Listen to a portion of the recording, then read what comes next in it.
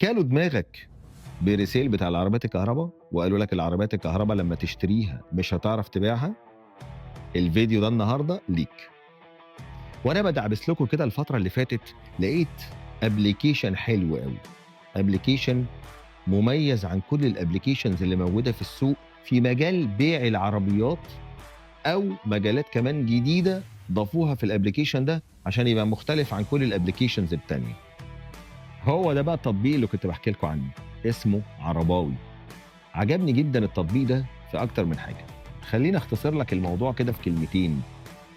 غير إن التطبيق موجود فيه بيع العربيات، وده الطبيعي والموجود في كل التطبيقات اللي بتشتغل في المجال ده، هتلاقي حاجات تانية مختلفة وجديدة ومميزة في التطبيق ده أوي، زي مثلًا إيجار العربيات. إيجار العربيات مش موجود في تطبيقات كتيرة، بل يكاد يكون مش موجود أصلًا في أي تطبيق عربيات في مصر. الحاجة التانية والمهمة جدًا اللي عجبتني أوي، قطع الغيار.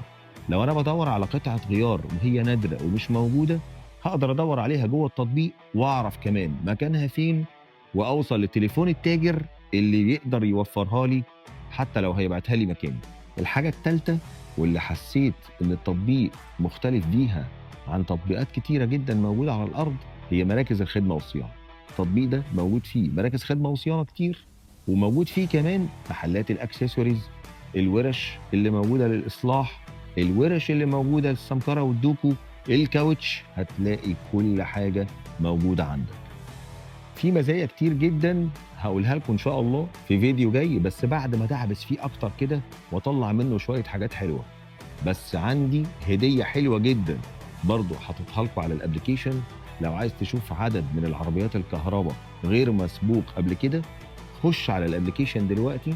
هندّي لحضرتك 1000 نقطة، وهاقول لكم بعد كده هتستخدموا النقط دي في إيه، تبقى مفيدة جدًا، عن طريق الكود اللي هنكتبه لحضراتكم في الcomments تحت.